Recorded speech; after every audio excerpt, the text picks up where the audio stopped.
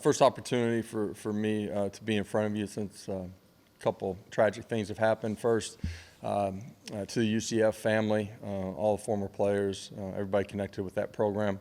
Lost a great teammate, great person, someone that absolutely loved life, and Jake Hescock. And, my heart goes out to his entire family and all those that know him. And just another young man that's gone way too early. Also, college football lost an iconic figure in Mike Leach, someone that changed the way people thought about the game. One of the most unique individuals that I've come into contact with, someone that had a huge impact on my career, how we think about the game, how we think about offensive football, but also someone that gave me a shot in college football, and so grateful to him for everything that he's really helped me accomplish. And my heart and thoughts and prayers are obviously with Sharon and their entire family as they go through the grieving process. And obviously you guys saw today that we also flipped the page and started some of our bowl prep here. We've gotten some good work in with our young guys in particular. Up until this point, our vets have started working back into things here over the last 3-4 days. As we get through this weekend, we'll kind of turn the page and head towards Clemson in our preparation. Clemson, obviously a great football team. They been doing it at a really high level for a long time. Defensively, one of the top teams in the country. Extremely aggressive in what they do. They got great personnel offensively. New quarterback that played in a dynamic way in their conference championship game. But great skill players out on the perimeter as well, and a huge test, but a great opportunity for our football program here at the end of the month, and excited about that. We have a bunch of mid-year enrollees you guys got a chance to see a little bit of today as well. Excited to have them part of our program, what's going on, get this experience here, practices at home, but also a lot of them will be able to go to the bowl site as well. Excited for them.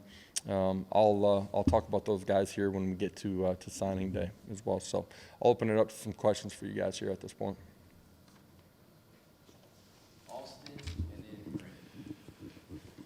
To go back to Coach Leach, did you? I think everybody saw the footage from 1999 or whatever, him coaching you. I mean, does anything kind of snap back into memory, like a talk you had when you were 21-year-old, that maybe kind of, I know your dad's a coach, but kind of had an impact on you wanting to get into coaching through him? Yeah, that clip, man, it was a long time ago, and at the same time, it feels like that. It seems like yesterday. Remember that moment really clearly. When I got there, that was the last practice that he was at Oklahoma. It hadn't become public that he was taking the job at Texas Tech yet. That opportunity to talk to him, excited for him. And obviously, he and I just, in that year, being able to kind of flip what was going on offensively, what had been done there before, and obviously with Bob and the entire staff and that group of individuals, flip the trajectory of Oklahoma football. Just, really thankful for what he poured into me. There's a million conversations that had nothing to do with football. They might have started out with football, but they quickly transitioned into life that you remember with him. I had an opportunity to talk to him maybe 2 weeks left to go in the regular season, late night conversation, and my wife wasn't listening to the entire conversation, but she heard it start with football, go way off the beaten path, and somehow navigate back to football at the very end of it. For Mike, just being with him every day in the meeting room, just schematically how he thought at that time. There were very few people that were that wide open and thought differently. And the way the game's played in space in today's game, it's a direct reflection of him and his thought pattern. For sure, how he thought about the game, how he allowed his quarterbacks to be a part of the game and have control out there on game day. Those are all things that played a major role in me ultimately wanting to get into football and coaching. I know you're going to talk about the individuals on Wednesday, but just having a collection, that many people here, is there a balancing act to – there's a lot of excitement around them, but you also have a 10-win football team in a big bowl game. Is there any kind of balancing to make sure that they're not a story or they're that they're not – I don't want to say in the way, but you know what I mean, that you kind of balance those guys? Yeah, you guys will make them the story. We won't make them the story. It's awesome to have those guys here. The great thing about, the way recruiting is in today's world is they've been around our players a bunch, and they're already connected. That group, as they come here on campus, but also to our football team, the focus for us is getting our players ready to go play here. The early part of bowl prep has been about getting our young guys a ton of reps and helping them grow as a football player. As our older guys had a little bit of time to kind of heal up from the season. Having them here on campus, you get them started primarily through individual, maybe some one-on-one sessions where they're able to grow in understanding of what we want. We spend a little bit of extra time with them on the back end of practice, 10 to 15 minutes, being intentional and helping them grow where they're gaining something out of the experience. But they learn the culture, right? We set the parameters of who we are and what we do. It's a great opportunity for them to spend 2 weeks here and kind of get a feel for that. I think the biggest thing out of this bowl preparation for the young guys that come in is they understand the speed, the urgency that you have to have. I think it accelerates their urgency when they get back here in January, where they're very intentional in growing every single day to get themselves in a position to be ready for spring ball. Patrick and Zach. Coach, a couple things on Jalen Hyatt, obviously winning the Blitnikoff, your reaction to him, obviously. I haven't even had a chance to talk about that, yeah. Yeah, it seems like it was a long time ago. Just your reaction to him winning that and also his decision. What involvement did you have and what were your conversations like with him in terms of him not playing in the game? What an awesome story, right? Proud of him. All of those individual awards come through team success and in a team working together. And so extremely excited for him, excited for our football team that he gets recognized in that way. The season that he had, everybody's heard the story, right? Wanting to be a great player versus working to be a great player, man. He paid the price. And he reaped the rewards. Really proud of him and what he accomplished all year long. And it's a great story that will live forever inside of this building for our future players and future teams. At the same time, the NFL process for all of our guys, we want guys to have the opportunity to go to that level and to be a high draft pick and maximize their value.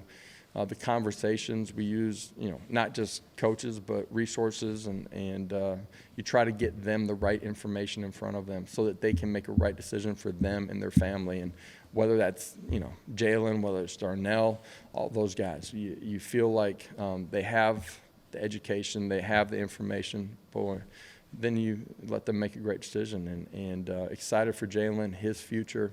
Know he's going to be a high draft pick, and excited that we got a part or had a huge part in his journey, and this is going to be his home forever. Josh, we talked to you, I think during SEC Media Days about maybe the NCAA calendar and kind of where things fall, and you expressed maybe some desire to see some changes. I know this is a crazy time of year for you guys. Do you still kind of feel that way, or is this maybe just the way things work out right now? Yeah, I think there's going to have to continue to be changes to the calendar. That's recruiting calendar. It's the amount of dead time that you have where you can focus and emphasize what's going on inside of your own building. There's a lot of balls that have to be juggled in the air here once it hits December, and finding the right balance, I think, is something that the NCAA is going to have to take a hard look at, and obviously our Coaches Association should be a huge part of that, and in trying to find the right way to structure and balance everything here throughout the 12-month calendar. You had a very highly anticipated early enrollee in practice today. What have been your early impressions of Nico, and will he be able to practice with you guys in Miami as well? Yeah, we're going to talk about all the young guys on sign-in day, but excited to have all those guys here.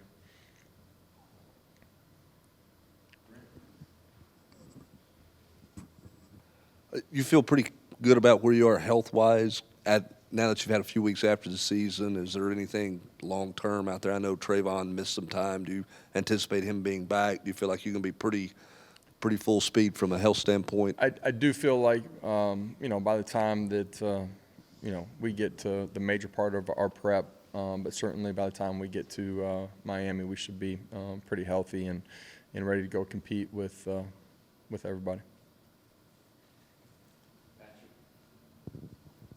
Kind of following up on that, Taven looked like he was doing some stuff out there today. Is he going to be available to play, do you think, Taven, or is he? Yeah, I think still? if we continue down the stretch that we have, he's been back. He's been practicing here the last week.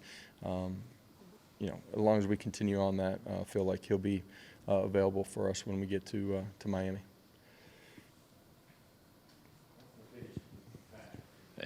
Cedric's another guy that's not doing the game, not playing in the game, going to the NFL. Obviously, he had the injury. How healthy was he the last month of the season, and kind of what's sort of his long-lasting impact on your program? Yeah, I think that's a really unique situation. A young guy that obviously played extremely well a year ago, was ready to play extremely well this year too. From week 3 or week 4, whatever it was, obviously had the surgery. Just hasn't been at 100%, and I love that he came back and tried to compete on the back end of the season. I think that shows, his heart for his teammates, for this program, and for him, just as he's getting ready for the draft process, I think it's important that he gets to the point where he's 100%, and for him. This month here has got a chance to help him heal up and be ready for the back end of the NFL process. All right. Thank you. Thanks, guys.